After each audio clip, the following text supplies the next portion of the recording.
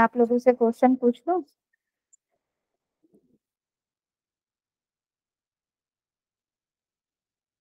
चलिए, आप लोग मैसेज में भी टाइप करेंगे। महर्षि दयानंद सरस्वती जी के बचपन का नाम क्या था?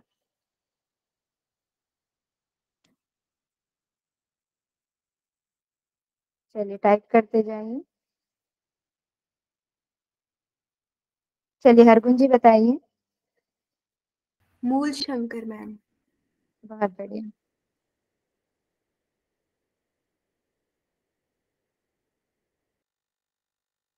चलिए, स्वामी दयानंद सरस्वती जी के गुरु का नाम बताइए।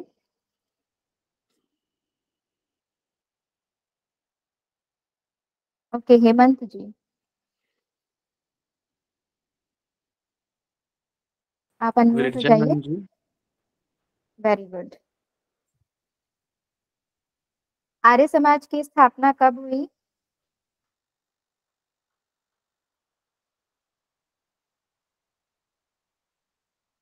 और कहाँ की गई आर्य समाज की स्थापना? चलिए, शालिनी जी बताइए। 10 अप्रैल 1875 को मुंबई के मूर गांव में गांव का नाम भूल गई। हाँ, गिर गांव है शालिनी जी, वेरी गांव गुड। का भी। हाँ, कोई बात नहीं। चलिए, स्वामी जी के अनुसार योग की परिभाषा क्या थी? पवन जी।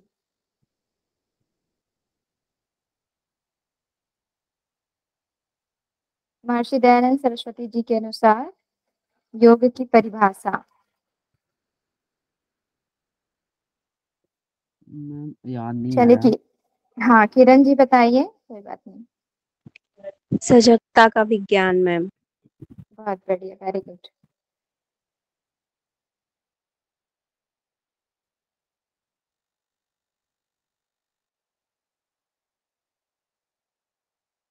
महर्षि दयानंद सरस्वती जी का ध्येय वाक्य क्या है?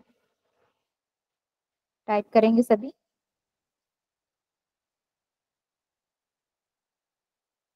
ध्येय वाक्य।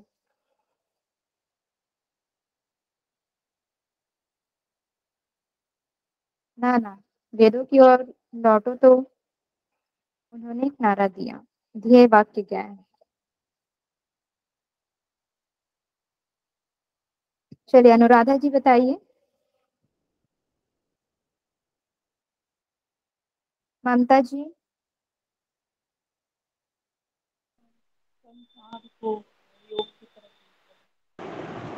मैम हाँ जी।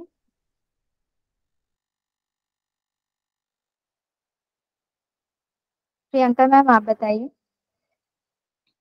यस मैम, कृष्ण वंतो विश्वम आर्यम। इसका मतलब होता है कि मतलब जो भी संसार के जो भी प्राणी हैं वो उनको श्रेष्ठ बनाना है और वेदों की ओर जाना है और वेदों को पढ़ना है, समझना बहुत है। बढ़िया। चलिए, महर्षि दयानंद सरस्वती जी के दर्शन के 4 मुख्य स्तंभ टाइप करेंगे। 4 मुख्य स्तंभ उनके दर्शन के।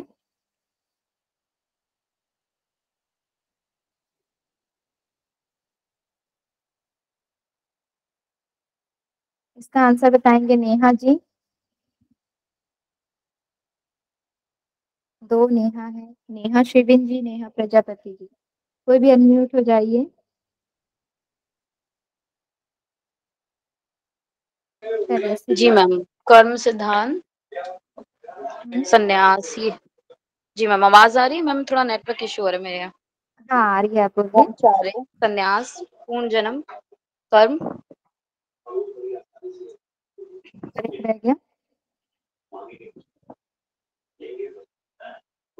हेलो। चलिए, हाँ, चलिए ठीक है, आप म्यूट हो जाइए। संध्या मैम, आप बताइए।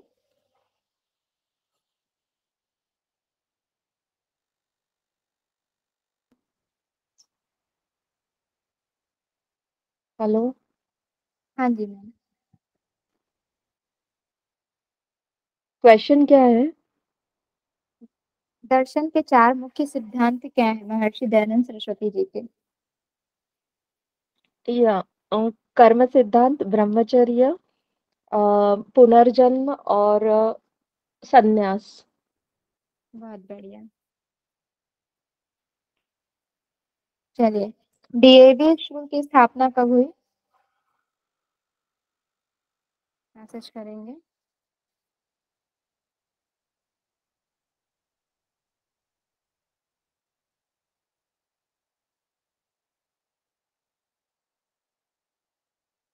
नीलू मैम, आप बताइए।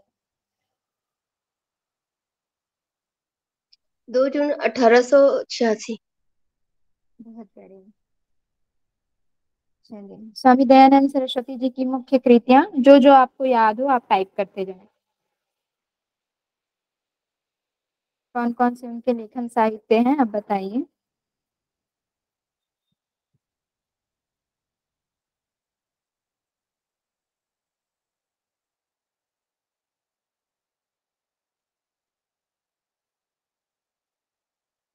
विजय जी इसका आंसर करेंगे।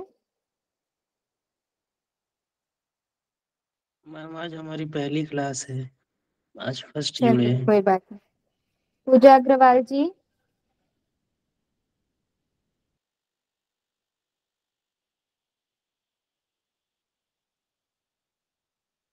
जी पूजा जी बताइए, जो जो आपको याद हो। आपकी आवाज नहीं आ रही है। चलिए कोई नहीं। पूनम मैम।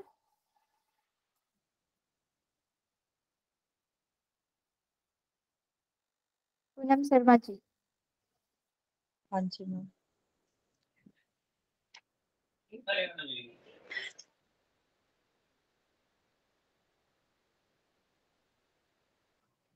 मैम मुझे तो बस एक सत्यार्थ प्रकाश ही पता है मैम, एक शायद वेदांग भी है मैम। वेदांत प्रकाश जी। हाँ ऐसे जी। काम नहीं चलेगा। हाँ, और भी याद करिएगा। जी ठीक मैम। है। चलिए गौरव जी।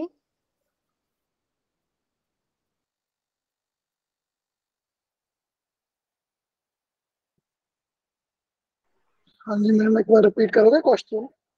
हाँ, उनके मुख्य साहित्य कौन कौन से हैं आप बताइए।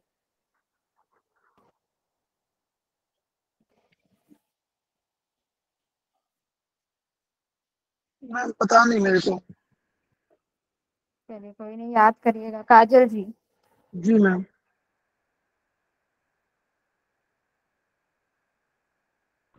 मैम आपकी आवाज नहीं आ रही, बहुत दूर से आ रही है काजल जी। मैम और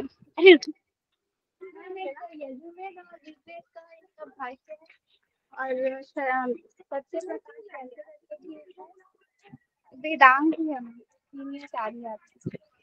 चलिए ठीक है, बहुत बढ़िया। प्रियंका मैम, आप बता दीजिए। यस मैम, सबसे मेन जो है उनकी सत्यार्थ प्रकाश है। उसके बाद जो ऋग्वेद आदि भाष्य भूमिका और ऋग्वेद भाष्य, यजुर्वेद भाष्य, चतुर्वेद विषय सूची, संस्कार विधि, गौ गौ करुणा निधि, भ्रांति निवारण, अष्टाध्यायी भाष्य, वेदांग प्रकाश, व्यवहार भानु। अभी इतने ही याद आए। Very good. चलिए, सत्यार्थ प्रकाश को कितने भागों में बांटा गया और उसके नाम बताइए।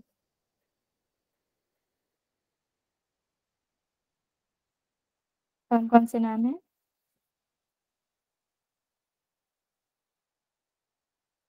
बहुत बढ़िया प्रियंका मैम। ओम प्रकाश जी। ओम प्रकाश जी, चलिए आप बताइए।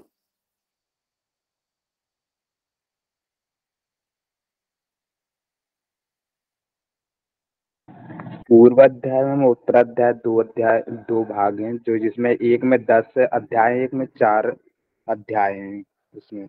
हाँ, पूर्वार्ध और उत्तरार्ध। ठीक है, पूर्वार्ध में 10 समोल्लास अध्यायों को समोल्लास के नाम से भी जाना जाता है। ठीक है, तो समोल्लास वर्ड आप लोग याद रखेंगे।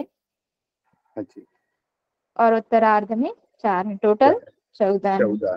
ठीक है, जी जी। चलिए बहुत बढ़िया। चलिए, महानिर्वाण की प्राप्ति कब हुई थी, बताएं आप लोग।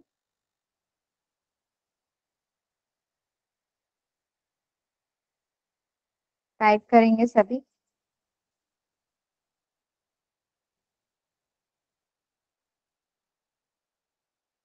बहुत बढ़िया, किरण जी, आनंद जी, प्रियंका मैम, पीहू अग्रवाल, पीहू जंगेल जी। चलिए, तो आप लोगों को याद है, मैं ऐसा मानती हूँ, और सब अच्छे से पढ़ें, ठीक है। चलिए, अब आप लोग बताएंगे स्क्रीन मेरी शेयर हो रही है कि नहीं। आगे बढ़ते हैं हम लोग आज।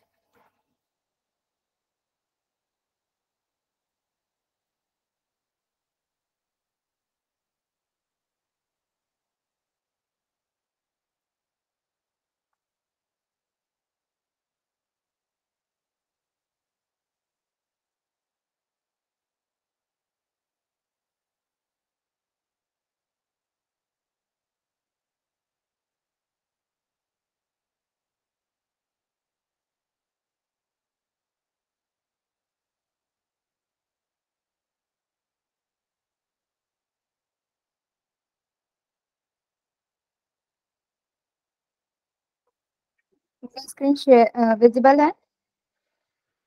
जी जी मैम।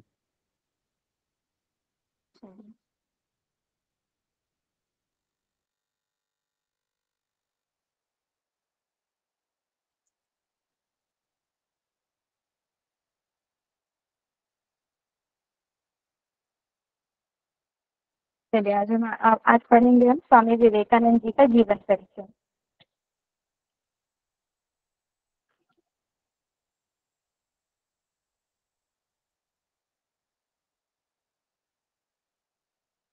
स्वामी जी के बारे में मैं थोड़ा सा बताती हूँ आप लोगों को। स्वामी विवेकानंद जी जो है वो भारत के ही नहीं अपितु पूरी दुनिया के लिए एक आदर्श, अनुकरणीय एवं प्रेरणादायक संत हैं, ठीक है। चलिए, इनका जन्म देखते हैं। स्वामी विवेकानंद जी का जन्म 12 जनवरी 1863 ईस्वी को सोमवार के दिन कोलकाता में हुआ था, ठीक है। कब हुआ था इनका जन्म? 12 जनवरी 1863 को सोमवार के दिन कोलकाता में, ठीक है। आप लोग जागते रहिएगा, सोइएगा नहीं। बचपन में इनका नाम नरेंद्र दत्त रखा गया, किंतु इनकी माता जो थी भुवनेश्वरी देवी, वो अपने पुत्र को प्यार से वीरेश्वर के नाम से पुकारती थी, ठीक है। इनके बचपन का नाम था नरेंद्र दत्त, नरेंद्र नाथ दत्त, ठीक है। आप लोग नोट डाउन भी करते जाइएगा। और इनकी माता का नाम था भुवनेश्वरी देवी, और ये जो है स्वामी विवेकानंद जी को प्यार से वीरेश्वर के नाम से पुकारती थी, ठीक है। तो दो नाम हो गए, एक नरेंद्र नाथ दत्त और दूसरा है वीरेश्वर, और तीसरा स्वामी विवेकानंद जी, ठीक है। चलिए, इनके पिता का नाम विश्वनाथ दत्त था, जो कि कोलकाता उच्च न्यायालय में प्रसिद्ध अधिवक्ता थे, ठीक है। इनके पिताजी का क्या नाम था? विश्वनाथ दत्त। बहुत बढ़िया, ठीक है। नरेंद्र के माता पिता दोनों ही भगवान शिव के परम भक्त थे, भगवान शिव के परम भक्त थे। इसी वजह से बालक नरेंद्र के मन में बचपन से ही धर्म एवं आध्यात्म के संस्कार गहरे चले होते गए, ठीक है। नरेंद्र के माता पिता दोनों ही भगवान शिव के भक्त थे, और इसलिए नरेंद्र के मन में भी मतलब बचपन से ही वे धर्म एवं अध्यात्म के प्रति उनका गहरा झुकाव था। किनका? विवेकानंद जी। स्वामी विवेकानंद सरस्वती जी का। बहुत बढ़िया। चलिए, आगे बढ़ते हैं, इनकी शिक्षा को देखते हैं। स्वामी विवेकानंद जी की प्राथमिक शिक्षा सन 1871 ईस्वी में 8 वर्ष की उम्र में इन्होंने मेट्रोपॉलिटन शिक्षा संस्थान में दाखिला लिया था, ठीक है। कब? सन 1871 ईस्वी में, और 8 वर्ष की उम्र में, ठीक है। और ये जो मेट्रोपॉलिटन शिक्षा संस्थान थी वो ईश्वर चंद्र विद्यासागर की थी, ठीक है। सन 1871 ईस्वी में 8 वर्ष की उम्र में नरेंद्र नाथ ने ईश्वर चंद्र विद्यासागर के मेट्रोपॉलिटन शिक्षा संस्थान में दाखिला लिया। इसके बाद सन 1877 ईस्वी में नरेंद्र नाथ अपने पिता विश्वनाथ के साथ रामपुर चले गए, और वहां उनके पिता ने स्वयं 2 वर्ष तक उनको पढ़ाया, ठीक है।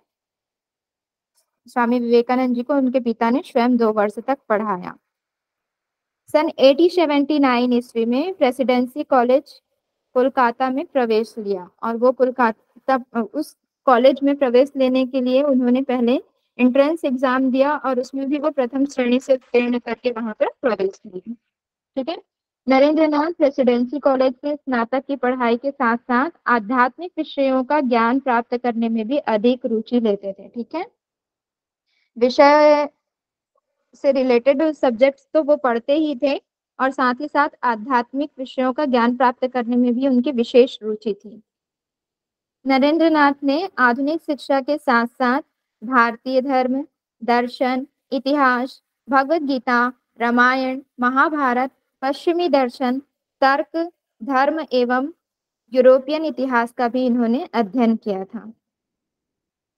ठीक है, चलिए आगे बढ़ते हैं। इन्होंने हर्बर्ट स्पेंसर की विश्व प्रसिद्ध किताब एजुकेशन 1860 का बंगाली भाषा में भी अनुवाद किया था। ठीक है, हर्बर्ट स्पेंसर की विश्व प्रसिद्ध किताब है एजुकेशन, जो कि 1860 में प्रकाशित हुई थी। उसका बंगाली भाषा में इन्होंने अनुवाद किया था। किसने अनुवाद किया था? विवेकानंद जी। बहुत बढ़िया, चलिए क्लियर है। यहाँ पर आगे बढ़ते हैं।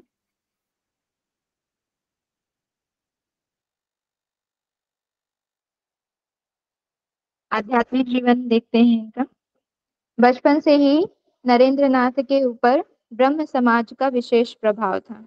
ठीक है, ब्रह्म समाज का विशेष प्रभाव था क्योंकि ब्रह्म समाज जो थी वो भारतीय समाज में फैली विभिन्न कुरीतियां जैसे कि मूर्ति पूजा, अंधविश्वास, पर्दा प्रथा, है ना, सती प्रथा आदि का जो पुरजोर विरोध करते थे और ये केवल एकमात्र निराकार ईश्वर को मान्यता देते थे। कौन? ब्रह्म समाज, कि ईश्वर एक है और वो भी निराकार है, जिसका कोई आकार ही नहीं है, जिसका कोई रूप नहीं है, जिसका कोई स्वरूप नहीं है। ठीक है, इसलिए इनका जो था ब्रह्म समाज पर विशेष प्रभाव था। ठीक है, बचपन से ही। उसके बाद देखते हैं विलियम हेस्टी। विलियम हेस्टी जो कि क्या बोलते हैं, एक स्कॉटिश पादरी और धर्मशास्त्री थे। ठीक है, उन्होंने विलियम वर्ड्सवर्थ की कविता एक दिन स्वामी जी को वो बता रहे थे कि दक्षिणेश्वर में स्थित काली मंदिर में रामकृष्ण परमहंस ने साधना के बलबूते ईश्वर का साक्षात कर लिया है। उसी समय नरेंद्रनाथ ने भी उनसे भेंट करने की ठान ली। ठीक है, क्या होता है कि विलियम हेस्टी जो कि एक धर्मशास्त्री थे, वो अपनी कक्षा में छात्राओं को जो विश्व प्रसिद्ध अंग्रेजी की कविताओं के जो लेखक थे विलियम वर्ड्सवर्थ, उनकी कविता को पढ़ा रहे थे और साथ ही उन्होंने उस कविता का सार बताते हुए बताया कि दक्षिणेश्वर में स्थित काली मंदिर, दक्षिणेश्वर अर्थात कोलकाता बैरकपुर में ये स्थित है। ठीक है, वहाँ काली मंदिर है। वहाँ के जो पुजारी हैं रामकृष्ण परमहंस जी, उन्होंने साधना के माध्यम से ईश्वर का साक्षात्कार कर लिया है। ठीक है, तो इतना सुनते ही उन्होंने रामकृष्ण परमहंस जी से मिलने की ठान ली। फिर सन 1881 में वे क्या बोलते हैं, पहली बार दक्षिणेश्वर गए और वहाँ काली मंदिर में पहुंचे और रामकृष्ण परमहंस जी के प्रथम दर्शन से ही उनके भीतर कुछ एक अनुभूति पैदा हुई। ठीक है, फिर उन्होंने बिना किसी झिझक के ही रामकृष्ण जी से एक सवाल पूछ लिया कि क्या आपने ईश्वर को देखा है? रामकृष्ण परमहंस जी ने उत्तर दिया, हाँ मैंने देखा है। तो फिर उन्होंने पूछा कि कैसे देखा आपने, किस तरीके से देखा, कितने पास से देखा? तो फिर उन्होंने उत्तर दिया कि मैं ईश्वर को उतने ही स्पष्ट रूप से देखता हूँ जितना कि मैं तुमको अभी देख पा रहा हूँ। जितने पास तुम मेरे हो उतने ही करीब से मैंने ईश्वर को देखा है। फिर उन्होंने रामकृष्ण जी से सन्यास की दीक्षा ले ली।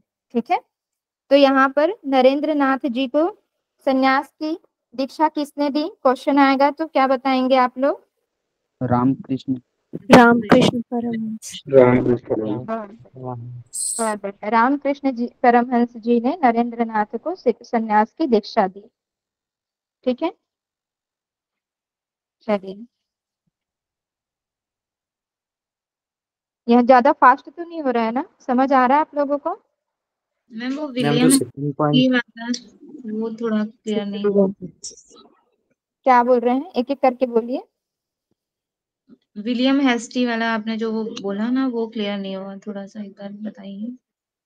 अच्छा, क्या मैं बता रही हूँ, देखिए क्या होता है, एक समय जब विलियम हेस्टी जो है वो अपनी कक्षा में, ठीक है, वो क्या बोलते हैं, एक धर्मशास्त्री भी थे और कोलकाता की जनरल असेंबली असेंबली संस्था के वो प्राचार्य भी थे। ठीक है, तो वो अपनी कक्षा में छात्रों को विलियम वर्ड्सवर्थ की कविता सुना रहे थे। ठीक है, अब उन्होंने जो भी कविता सुनाया होगा, फिर उन्होंने उस कविता का सार बताते हुए कहा कि दक्षिणेश्वर में स्थित एक काली मंदिर है और उस काली मंदिर के जो पुजारी हैं रामकृष्ण परमहंस जी, उन्होंने ईश्वर का साक्षात्कार किया है। ठीक है, अपनी साधना के माध्यम से। ये वो किसको बता रहे हैं, छात्रों को बता रहे हैं। तो छात्र में स्वामी विवेकानंद जी भी शामिल थे, वो ये सब चीज को सुन रहे थे। ठीक है, तो जैसे ही उन्होंने सुना कि उन्होंने अपने साधना के माध्यम से ईश्वर को जान लिया है, उनका साक्षात्कार कर लिया है, तो फिर उन्होंने भी ठान लिया कि मैं वहां जाऊंगा और उनसे मिलूंगा। ठीक है, और उनसे ज्ञान अर्जित करूंगा। ठीक है, अब आया समझ में। ओके, मतलब यहीं से उनको मतलब गुरु बनाने का जो भी ख्याल हाँ, आया। वो वहां पहले जाते हैं, उनसे मिलते हैं, उनसे बातचीत करते हैं, उसके बाद फिर वो उनसे प्रभावित होकर उनसे सन्यास की दीक्षा ले लेते हैं। ठीक है, यस। ओके। अब नरेंद्रनाथ जो थे वो सांसारिक सुखों को छोड़कर पूरी तरीके से वैराग्य एवं साधना का जीवन जीने लगे। ठीक है, फिर क्या होता है कि जब रामकृष्ण परमहंस जी ने जब वो अपने प्राण को त्यागते हैं, है ना, महाप्रयाण से 3 दिन पूर्व नरेंद्र को स्पर्श करते हैं, यानी स्वामी विवेकानंद जी को स्पर्श करते हैं और उनसे कहते हैं कि आज मैंने अपना सर्वस्व तुम्हें दे दिया है। ठीक है, सर्वस्व दे दिया है अर्थात सन्यास की दीक्षा भी दे दिया है और सब कुछ ज्ञान जो भी था वो तुमको मैंने दे दिया है। ठीक है, और उनके इस विवेक और वैराग्य को देखते हुए फिर उनका नाम विवेकानंद रख दिया गया। ठीक है, रामकृष्ण जी ने ही उनको सन्यास की शिक्षा दी और उनका नाम विवेकानंद रखा। ठीक है, नरेंद्र नाथ दत्त से उनका नाम विवेकानंद है। उसके बाद फिर विवेकानंद जी ने कभी पीछे मुड़कर नहीं देखा और फिर वो देश विदेश में भारतीय संस्कृति का प्रचार प्रसार करने के लिए निकल पड़े। क्लियर है यहाँ तक, समझ में आ रहा है ना। यस। ओके, सब जागते रहें, सोना नहीं है। ये मुख्य तिथियां हम लास्ट में देखेंगे। इसके बाद हम देख लेते हैं स्वामी विवेकानंद जी का भारत भ्रमण। स्वामी विवेकानंद जी सन 1888 ईस्वी से 1893 ईस्वी तक भारत के विभिन्न गांव, शहर, प्रांतों की यात्राएं की। ठीक है, कब से कब तक बताएं आप लोग। 1993 1886 to 1893। Very good. उन्होंने भारत के गांव, शहर, प्रांतों की यात्राएं की। फिर स्वामी विवेकानंद ने एक परिव्राजक के रूप में 2 पसंदीदा पुस्तकों भगवत गीता व द इमिटेशन ऑफ क्राइस्ट के साथ 5 वर्ष तक भारत में यात्राएं की। ठीक है, स्वामी विवेकानंद ने एक परिव्राजक का अर्थ समझते हैं आप लोग, एनीवन, बौद्ध किसी भिक्षु। को पता।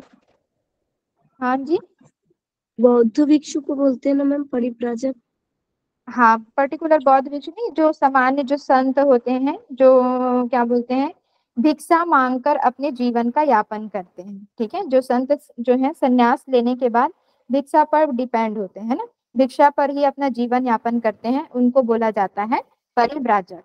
ठीक है, तो वो परिव्राजक के रूप में कौन से 2 पुस्तक हैं, नाम बताएंगे आप लोग। Bhagavad Gita Bhagavad Gita the imitation of Christ. बहुत बढ़िया। इसको लेकर भी 5 वर्ष तक भारत में यात्राएं किए। फिर भारत भ्रमण के बाद स्वामी जी ने भारतीय संस्कृति का प्रचार प्रसार करने के लिए विदेश की तरफ अपना रुख किया। ठीक है, उसके बाद वे मैम वो विदेश की सेकंड यात्रा बुक पर का निकल पड़े। हाँ जी, मैम वो सेकंड बुक का नाम थोड़ा बोलेंगे। हाँ, द इमिटेशन ऑफ क्राइस्ट। फाइस्ट। अब ओके। हाँ, द इमिटेशन ऑफ क्राइस्ट। चलिए अब स्वामी जी की विदेश यात्रा की ओर बढ़ते हैं हम। स्वामी विवेकानंद जी जापान, चीन, कनाडा आदि देशों की यात्रा करते हुए अमेरिका पहुंचे। ठीक है, अमेरिका पहुंचने के बाद उन्होंने हार्वर्ड विश्वविद्यालय के प्रोफेसर जॉन राइट के साथ, ठीक है, जॉन राइट से मुलाकात किया और उनके विशेष सहयोग से हिंदू धर्म के प्रतिनिधि के रूप में विश्व धर्म महासभा में भाग लेने के लिए भी शिकागो पहुंचे। ठीक है, यहाँ पर आप लोग लिख लेंगे किसके सहयोग से, हार्वर्ड विश्वविद्यालय के प्रोफेसर जॉन राइट, ये आप लोग नोट डाउन कर लीजिए। पहले वो जापान, चीन, कनाडा आदि देशों की यात्रा किए और उसके बाद फिर वे अमेरिका पहुंचे। अमेरिका पहुंचने के बाद उन्होंने हार्वर्ड विश्वविद्यालय के प्रोफेसर जॉन राइट से मुलाकात की और उनके सहयोग के माध्यम से ही हिंदू धर्म के प्रतिनिधि के रूप में विश्व धर्म महासभा में सम्मिलित होने के लिए वे शिकागो चले गए। ठीक है, फिर वहां पर 11 सितंबर 1893 ईस्वी को स्वामी जी ने विश्व धर्म महासभा शिकागो में शामिल हुए और शामिल होने के लिए वहां पर पहुंचे। ठीक है, और जब वे स्वामी जी मंच पर बोलने के लिए उनको भाषण देने के लिए बुलाया गया, उससे पहले उस महासभा में देश विदेश के कोने कोने से बहुत सारे लोग आए हुए थे। ठीक है, और उन्होंने अपना मत दिया, अपने धर्म के बारे में बोले, खूब बढ़ चढ़ कर बोले, भाषण दिए। ठीक है, उसके बाद फिर लास्ट में स्वामी विवेकानंद जी को मौका दिया गया और बहुत कम समय ही दिया गया। हाँ जी, सॉरी, थोड़ा सा फास्ट हो रहा है। अच्छा चलिए मैं स्लो बताती हूँ।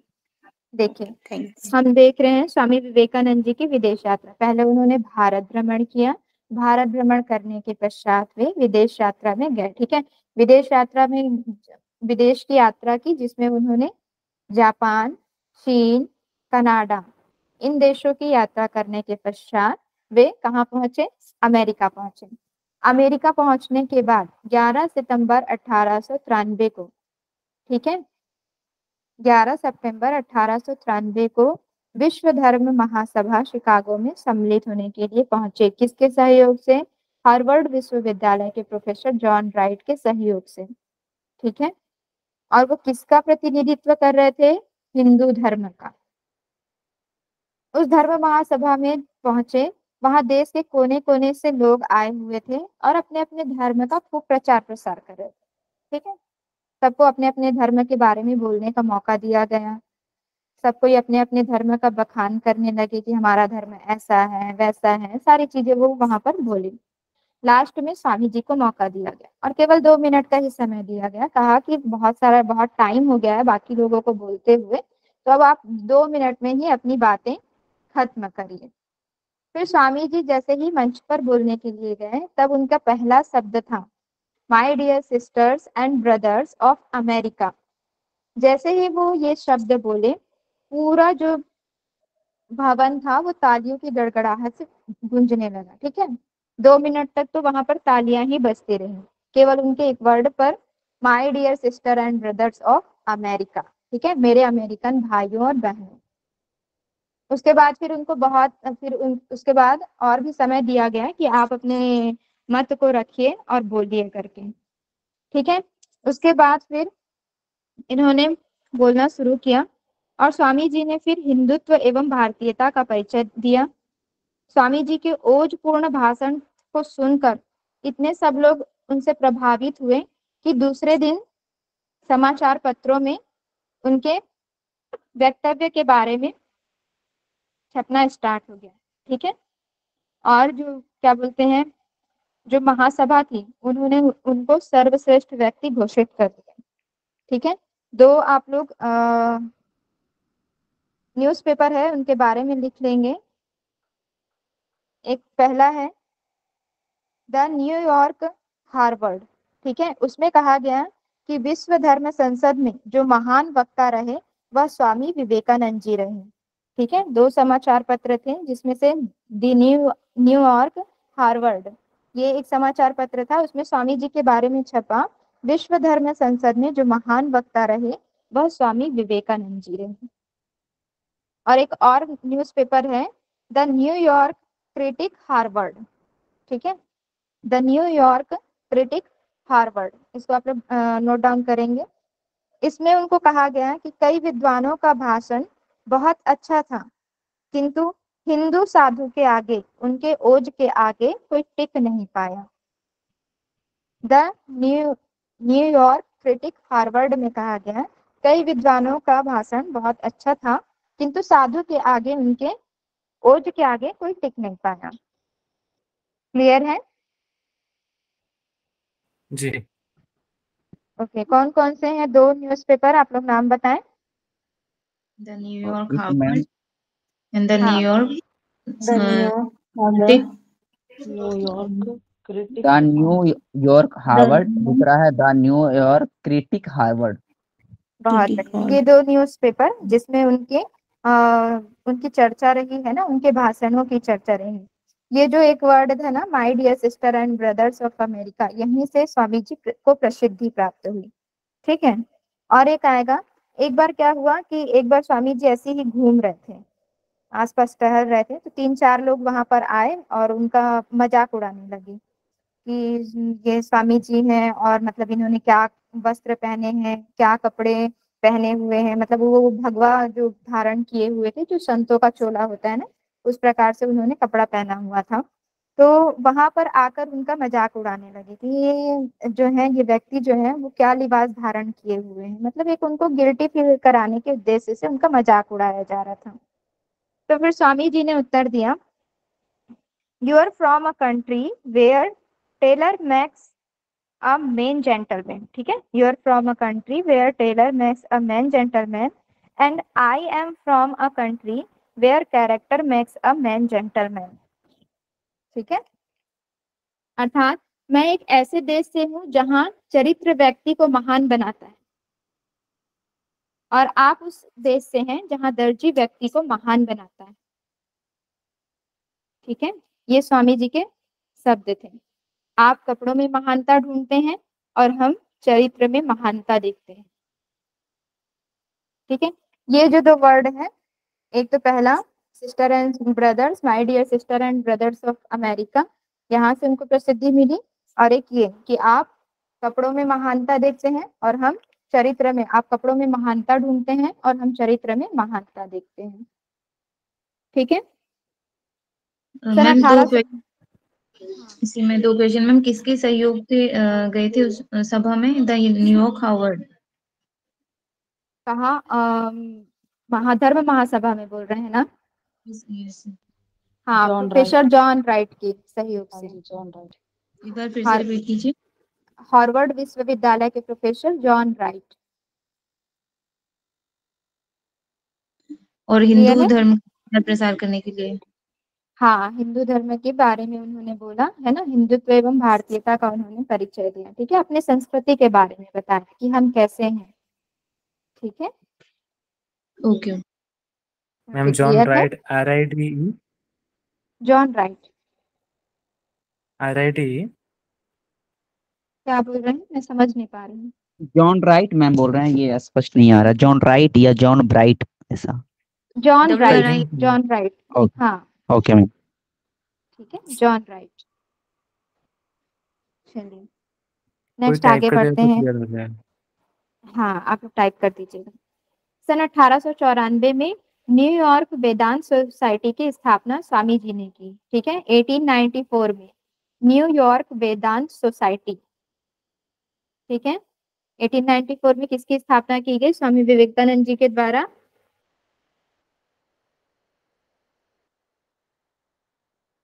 बताइए आप लोग। वेदांत सोसाइटी। हाँ, उसके बाद फिर आप लोगों ने देखा होगा कि जितने भी बड़े लोग हैं, जैसे कि सुभाष चंद्र बोस जी हो गए, और भी बहुत सारे क्रांतिकारी हो गए, है ना, जो बड़े बड़े महान नेता हैं, वो स्वामी जी को ही फॉलो करते हैं, ठीक है। और इनकी ही प्रेरणा लेकर, मतलब स्वामी जी ने कहा कि विज्ञान का विकास होना चाहिए, विज्ञान का डेवलप होना चाहिए, ठीक है, भारत में। तो इनकी प्रेरणा से ही जमशेद टाटा, जो कि IIS Tata Indian institute of skill की स्थापना जमशेद टाटा जी ने की स्वामी जी की प्रेरणा से। ठीक है, IIS Tata, Indian institute of skill की स्थापना जमशेद टाटा जी ने स्वामी विवेकानंद जी की प्रेरणा से ही इसकी स्थापना की। ठीक है, और एक है रोमा रोला, ये भी आप लोग नोट डाउन कर लेंगे। उन्होंने कहा कि यदि आप भारत को जानना चाहते हैं तो केवल आप स्वामी विवेकानंद जी को पढ़ लीजिए। यदि आप भारत को जानना चाहते हैं तो केवल आप स्वामी विवेकानंद जी को पढ़ लीजिए, आपको भारत समझ में आ जाएगा। If you know India, study Swami Vivekananda. ठीक है, इफ यू नो किसने कहा था इंडिया, मैम? रोमा रोला जी। फिर से बता देंगे ये मैम क्या थे, मतलब रोमा लोरा जी क्या रोमा बोल रहे हैं? रोला जी रोमा ने कहा, हाँ, उन्होंने कहा कि यदि आप भारत को जानना चाहते हैं तो आप केवल स्वामी विवेकानंद जी को पढ़ लीजिए, आपको भारत समझ में आ जाएगा। ठीक है, मैम एक बार पहला वाला बता दीजिए। जमशेद टाटा जी वाला। हाँ जी। हाँ, स्वामी विवेकानंद जी की प्रेरणा से जमशेद टाटा जी ने IIS, ठीक है, इंडियन इंस्टीट्यूट ऑफ स्किल की स्थापना की थी।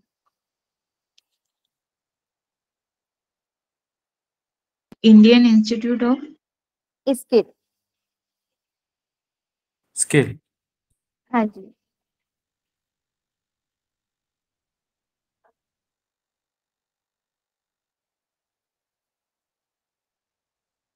चलिए ठीक है, आगे बढ़े।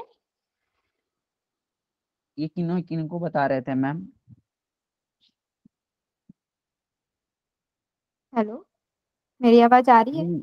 जी मैम, ये किनको बता रहे थे कि भारत को पढ़ना चाहते हैं तो? ये ऐसे उन्होंने अपने उसमें बुक में लिखा, या सामान्य जन को ऐसे बता रहे थे कि यदि आप अगर स्वामी विवेकानंद जी को जानना चाहते हैं तो सॉरी, आप भारत को जानना चाहते हैं तो आप स्वामी विवेकानंद जी को पढ़ लीजिए, उनके चरितार्थों को पढ़ लीजिए, तो आपको फिर भारत समझ में आ जाएगा। ठीक है, और मैम वो जमशेद टाटा जी मतलब इनसे इंस्पायर थे। हाँ, उनसे उन्होंने प्रेरणा लिया और फिर IIS की स्थापना की। ठीक है, मैम कौन बोले थे विवेकानंद जी को पढ़ लीजिए? रामा ना क्या नाम बोले, भूल गए मैम, फिर बोलिएगा। रोमा रोला जी ने, रोमा रोला जी ने कहा। चलिए ठीक है, आगे बढ़ते हैं हम। 1895 ईस्वी में स्वामी विवेकानंद जी यात्रा करते हुए इंग्लैंड पहुंचे और फिर यहाँ पर ऑक्सफोर्ड यूनिवर्सिटी के प्रतिष्ठित प्रोफेसर मैक्स मुलर से उन्होंने मुलाकात किया।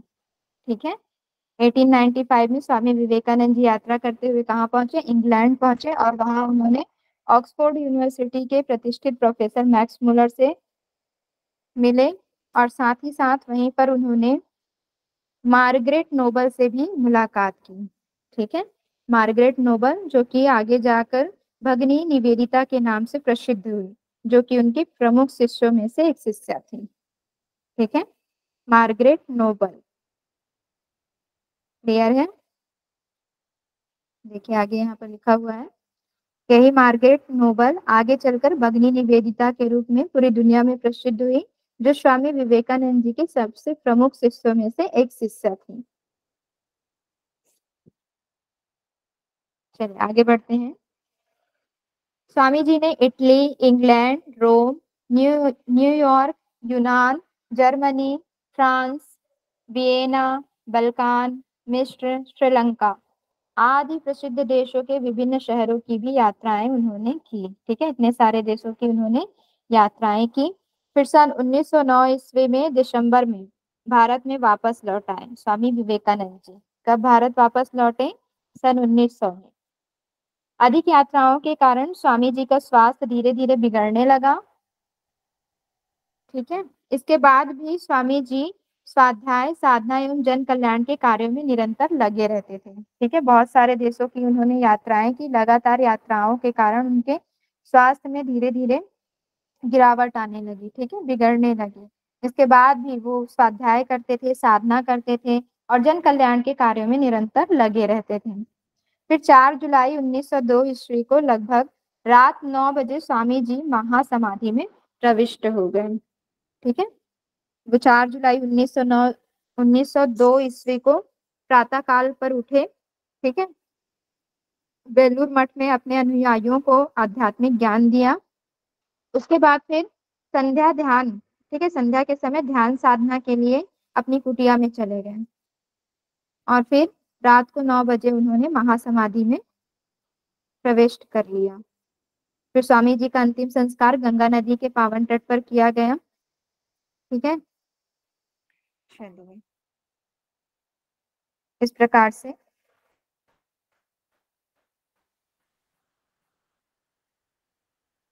उन्हें महानिर्वाण की प्राप्ति हुई। आगे बढ़ते हैं। स्वामी विवेकानंद द्वारा लिखित प्रमुख ग्रंथ को हम देख लेते हैं, कौन कौन से उनके प्रमुख ग्रंथ हैं। उत्तिष्ठ जागृत, मेरे गुरुदेव, परिव्राजक, जो कि हमने पहले ही पढ़ा था कि वे परिव्राजक के रूप में भ्रमण करते रहे।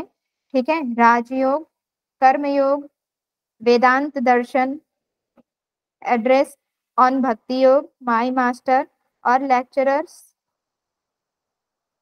From Colombo to Almora. ठीक है, ये उनके प्रमुख ग्रंथ रहे, ये आप लोग एक देख लेंगे, याद कर लेंगे। ठीक है, उत्तिष्ठ जागृत, मेरे गुरुदेव, परिव्राजक, राजयोग, कर्मयोग, वेदांत दर्शन, address on Bhakti Yoga, my master, lectures from Colombo to Almora. ठीक है, ये उनकी प्रमुख कृतियां रही, ग्रंथ रहे। चलिए आगे बढ़ते हैं। मैम शाम, हाँ ये मैम ये मेरे गुरुदेव और माई मास्टर इंग्लिश हिंदी में अलग अलग है या फिर ये वैसे भी अलग अलग है? मेरे गुरुदेव उसका होगा, ये तो अब मेरे को पता नहीं, इसको मेरे को देखना पड़ेगा। ओके ठीक है, मैं इसको आपको कल बता दूंगी। ठीक है, क्योंकि मैं ये वाला चीज पढ़ी नहीं तो आपको कंफर्म बोल भी नहीं सकती अभी। चलिए ठीक है, ओके इसको मैम। मैं कल बता दूंगी। हाँ, स्वामी विवेकानंद जी के प्रमुख शिष्यों को देख लेते हैं, कौन कौन से उनके प्रमुख शिष्य रहे। अशोकानंद, बिरजानंद जी, परमानंद जी, बहन निवेदिता, भगनी निवेदिता, दोनों एक ही हैं। ठीक है, स्वामी सदानंद, अभयानंद और अलसी पेरूमल। ठीक है, अशोकानंद, बिरजानंद, परमानंद, बहन निवेदिता, स्वामी सदानंद, अभयानंद और अलसी पेरूमल। ठीक है, ये स्वामी जी का ही कथन है कि एक समय में एक काम करो और ऐसा करते समय अपनी पूरी आत्मा उसमें डाल दो और बाकी सब कुछ भूल जाओ। जैसे कि अभी आप लोग का कार्य क्या है कि आप केवल और केवल नेट जेआरएफ पर फोकस करें, बाकी चीजों को अभी भूल जाएं जब तक एग्जाम नहीं हो जाता। ठीक है, पूरा अपना सर्वस्व उसमें लगा दो, है ना, बेस्ट से बेस्ट 100% देने की कोशिश करिए। ठीक है, चलिए आगे बढ़ते हैं। स्वामी विवेकानंद जी के द्वारा योग के प्रकार देख लेते हैं, उन्होंने कौन कौन से योग के प्रकार बताए हैं। राजयोग है, कर्मयोग है, ज्ञान योग है और भक्ति योग है। ठीक है, राजयोग, कर्मयोग, ज्ञान योग, भक्ति योग, कौन कौन से बताए हैं आप बताएं योग के प्रकार स्वामी विवेकानंद जी के द्वारा। राजयोग, कर्मयोग, ज्ञान योग, भक्ति योग। बहुत बढ़िया। चलिए, स्वामी विवेकानंद जी का कथन है, अभ्यास से योग आता है। जब हम अभ्यास करते हैं तो उससे हमारा योग जागृत होता है, योग से ज्ञान आता है। ठीक है, ज्ञान से फिर प्रेम आता है और जब हमारे अंदर प्रेम उत्पन्न हो जाता है तब हमें आनंद का अनुभव होता है। ठीक है, चलिए आगे बढ़ते हैं। Thank you for listening. चलिए हम जो और एक मुख्य बार मैम, तिथियां, हाँ और राज जो मैं क्या बोले, ज्ञान से भक्ति समझ में नहीं आया, एक बार बोलिए ना। देखिए ये नीचे लास्ट लिखा लाइन। हुआ है। हाँ, अभ्यास से योग आता है। ठीक है, जब हम कंटिन्यू अभ्यास करते जाते हैं, है ना, अभी हम क्या है, योग साधना के प्रारंभिक अवस्था पर है। हम आसन प्राणायाम तो करते हैं लेकिन जब उसे अधिक समय तक करते हैं तो हमें नींद आने लगती है क्योंकि हमारे ब्रेन को उसकी आदत नहीं होती है ना। जब हम कंटिन्यू अभ्यास करते जाते हैं, ठीक है, उससे योग जागृत होता है। फिर जब हम जैसे जैसे योग के क्षेत्र में आगे बढ़ते जाते हैं हमको ज्ञान भी प्राप्त होते जाता है। ठीक है, ज्ञान जैसे जैसे हमको मिलते जाता है, जो घृणा का भाव होता है, जो क्रोध लोभ मोह है, वो सब पीछे रहते जाता है और सभी से दूर हटकर हमारे भीतर प्रेम जागृत हो जाता है। ठीक है, और जब प्रेम जागृत हो जाता है तब हमको आनंद आता है और आनंद की अवस्था में जब हम पहुंचते हैं तभी हमारी क्या होती है, समाधि उत्पन्न होने लगती है ना, समाधि की अवस्था लगने लगती है। तो वही बोला जा रहा है, अभ्यास से योग आता है, योग से ज्ञान आता है, ज्ञान से प्रेम, और प्रेम से आनंद की उत्पत्ति होती है। क्लियर है? ये पीडीएफ मैं आप लोगों को भेज दूंगी, ठीक है? चलिए, मैम हमारी उनका जो मुख्य ध्येय वाक्य रह गया, उनका भी एक ध्येय वाक्य था ना। स्वामी जी का ध्येय उठो वाक्य तो मैंने जागो बताया क्या? उठो जागो और तब तक मत रुको, अपने लक्ष्य को न प्राप्त करो। अच्छा, ये रह गया। चलिए देखते हैं। हाँ प्रियंका मैम, आप बताइए उनका ध्येय वाक्य क्या था? सभी लोग नोट डाउन कर लेंगे। थोड़ा सा वर्ड्स आगे पीछे हो सकते हैं। उठो जागो और तब तक मत रुको जब तक अपने लक्ष्य को ना प्राप्त कर लो।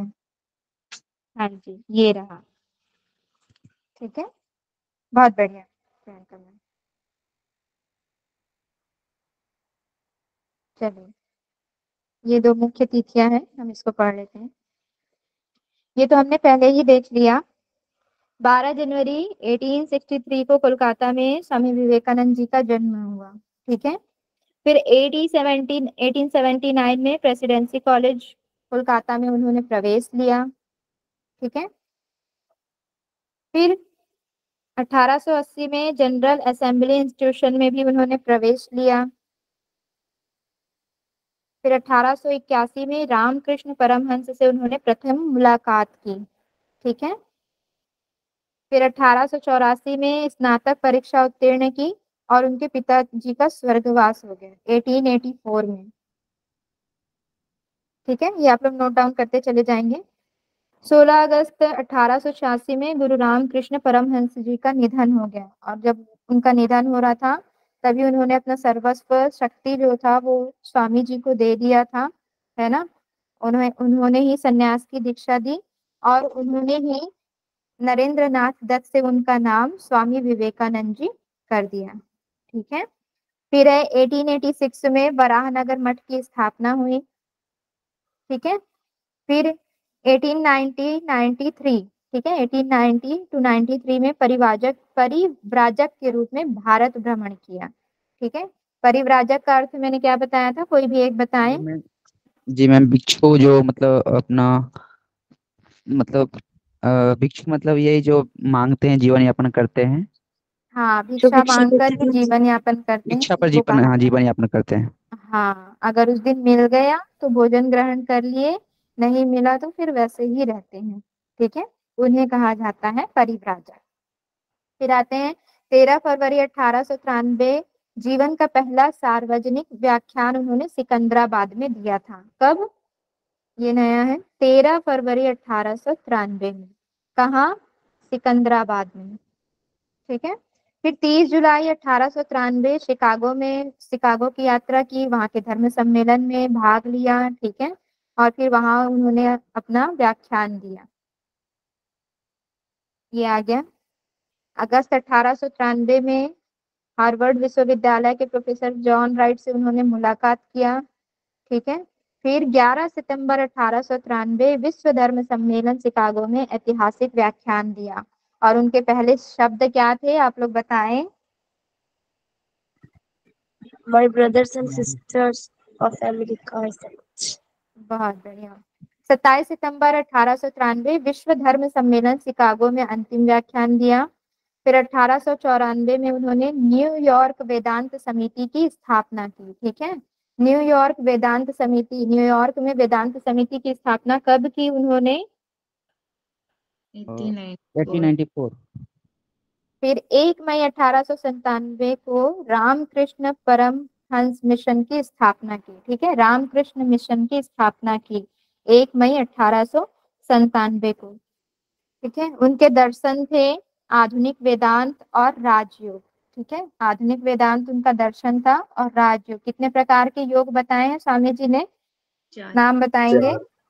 ज्ञान योग, कर्म योग, ज्ञान राजयोग, कर्म योग, ज्ञान योग, भक्ति योग। बहुत बढ़िया। ठीक है, फिर स्वामी जी का ध्येय वाक्य है, उठो जागो और तब तक नहीं रुको जब तक कि आप अपने लक्ष्य को प्राप्त न कर लो। ठीक है, उसके बाद आते हैं स्वामी विवेकानंद जी के अनुसार योग व्यक्ति के विकास को उसकी शारीरिक सत्ता के एक जीवन या कुछ घंटों में संक्षिप्त कर देने का माध्यम है। यानी यहाँ पर वे योग का परिभाषा बता रहे हैं कि स्वामी जी के अनुसार योग क्या है, तो व्यक्ति के विकास को उसकी शारीरिक सत्ता के एक जीवन या कुछ घंटों में संक्षिप्त कर देने का माध्यम ही योग है। ठीक है, चलिए, क्लियर क्लियर है। समझ में नहीं आया मैम। अच्छा, तो योग की यहाँ पर परिभाषा बता रहे हैं कि व्यक्ति का विकास किस पर निर्भर करता है? व्यक्ति के शारीरिक सत्ता पर। जब व्यक्ति का शरीर अच्छा होगा तभी तो वो अपना विकास कर पाएगा। अगर शरीर ही अच्छा नहीं होगा तो हर वक्त शरीर अगर कष्टों से घिरा होगा तो उसका ध्यान किस में रहेगा? उस कष्ट पर रहेगा या अपने आध्यात्मिक विकास करने पर उसका ध्यान रहेगा? आप लोग बताइए। हाँ मैम, शरीर ठीक रहेगा तभी मानसिक स्थिति भी सही रहता है। ठीक हाँ, है। तभी तो हम फिर अपने आप को आगे बढ़ाने के लिए बढ़ सकते हैं, है ना, मतलब कार्य कर सकते हैं, उस पर ध्यान लगा सकते हैं। ठीक है, वही बताया जा रहा है, शारीरिक सत्ता के एक जीवन या कुछ घंटों में संक्षिप्त कर देने का माध्यम है, यानी कि उसको संक्षिप्त रूप से कर देने का माध्यम यहाँ पर बताया जा रहा है, वही योग है। ठीक है, मैम क्लियर है। 1897 में रामकृष्ण परमहंस की स्थापना किया। हाँ, रामकृष्ण मिशन की स्थापना की। Mission, okay. मैम ये थोड़ा सा यहाँ स्वामी पर जी किए थे टाइपिंग मिस्टेक हो एस्टेब्लिश। गया है। हाँ जी, क्या बोल रहे हैं? रामकृष्ण मिशन स्वामी जी किए थे एस्टेब्लिश। हाँ, स्वामी विवेकानंद जी ने की रामकृष्ण मिशन की स्थापना अपने गुरु जी के नाम पर। ठीक है, हाँ, जी यहाँ पर ये थोड़ा सा टाइपिंग मिस्टेक है, मैं इसे सुधार करके आप लोगों को भेज दूंगी। ठीक है, चलिए, क्लियर है तो। मैम एक बार वो मार्गरेट नोबेल के बारे में एक बार और बता देंगे क्या? हाँ,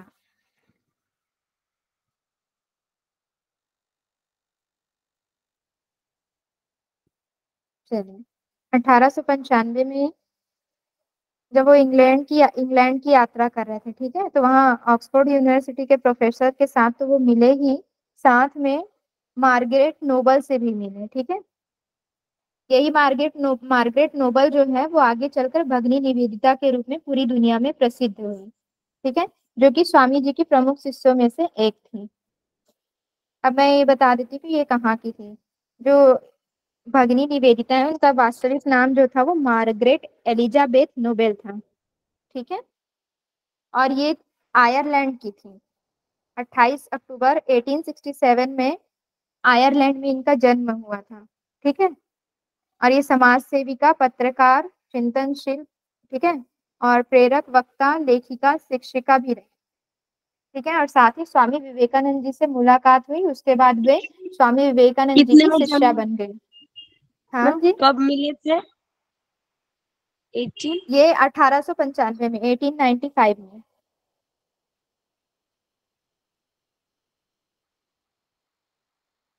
ठीक है, जब ये स्वामी जी से मिली तब भारतीय संस्कृति और दर्शन को जानने की जिज्ञासा उनमें हुई। ठीक है, जब उनको जिज्ञासा हुई, वो सोची कि भारतीय संस्कृति और उनके दर्शन के बारे में मुझे जानना चाहिए। फिर ये 28 जनवरी 1898 को कहाँ पहुंच गई? कोलकाता आई। ठीक है, कोलकाता में इन्होंने स्वामी विवेकानंद जी से दीक्षा लिया 25 मार्च 1898 ईस्वी को।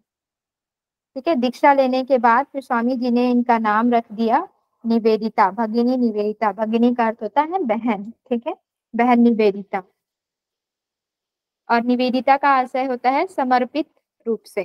ठीक है, समर्पित हो जाना। फिर निवेदिता जो थी वो अपने उद्देश्य प्राप्ति के लिए सच में वो समर्पित हो गई, और फिर वो भारतीय संस्कृति के लिए ही कार्य करने लगी। आजादी की लड़ाई लड़ने में भी इन्होंने बहुत सहयोग किया, और स्त्री शिक्षा के लिए भी अपना जीवन इन्होंने समर्पित कर दिया। ठीक है, स्त्रियों की शिक्षा को बढ़ावा देने के लिए। ठीक है, फिर इन्होंने कोलकाता में भी एक स्कूल खोला लड़कियों के लिए 1899 में।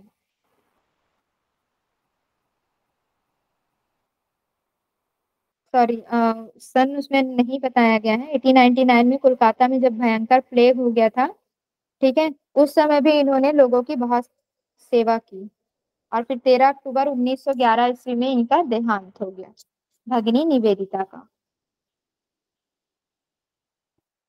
ठीक है, तो ये आयरलैंड की थी भगिनी निवेदिता, जो थी आयरलैंड की थी, समाज सेविका थी, पत्रकार थी, ठीक है, प्रेरक वक्ता थी, लेखिका और शिक्षिका भी रही। और ये स्वामी जी से कब मिली? पहली बार 1895 में मिली। फिर जब इनके मन में ये भारतीय संस्कृति और दर्शन के बारे में जानने की जिज्ञासा उठी, तो फिर ये 28 जनवरी 1899 को कोलकाता पहुंची। स्वामी जी से इन्होंने दीक्षा लिया और फिर स्वामी जी ने इनका नाम निवेदिता कर दिया। ठीक है, निवेदिता रखा। और इन्होंने भारत में स्त्री शिक्षा को बढ़ावा दिया, आजादी की लड़ाई में इन्होंने अपना सहयोग किया। ठीक है, इनकी मृत्यु मैम क्या बताए थे? जी पवन जी क्या बोल रहे हैं आप? इनकी मृत्यु कभी हुई थी निवेदिता का? 13 अक्टूबर 1911।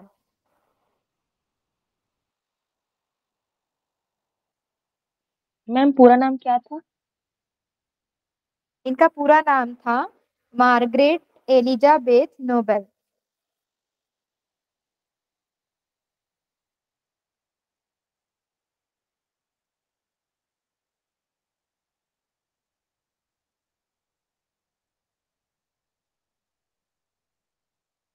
क्लियर है?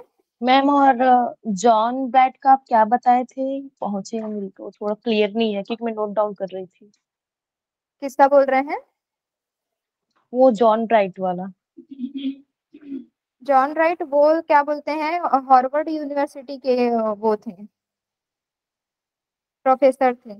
जब अमेरिका पहुंचे ना स्वामी जी विश्व धर्म सम्मेलन में भाग लेने के लिए, तो वो उनके सहयोग से ही पहुंचे। हार्वर्ड विश्वविद्यालय के प्रोफेसर थे जॉन राइट।